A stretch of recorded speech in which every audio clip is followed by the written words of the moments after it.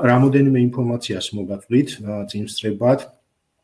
ჩვენმა ორგანიზაციამ თაობები საქართველოსთვის დღეს გაავრცელა ოფიციალური განცხადება, კონკრეტულად ეხება პოლიტიკურ პარტიებს,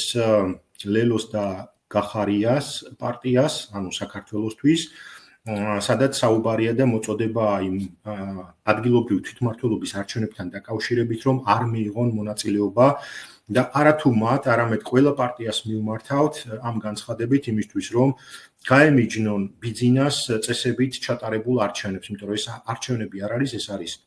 იმიტაცია დემოკრატიის და ჩვენ მანამ სანამ არ დავამთავრებთ დემოკრატიის იმიტაციაში მონაწილეობის მიღებას, მანამდე საქართველოში არ შედგება ისეთი არჩევნები, სადაც ქართველი ხალხის ნება იქნება გამოხატული. შესაბამისად, ძალიან გთხოვთ ყველას, რომ იხილოთ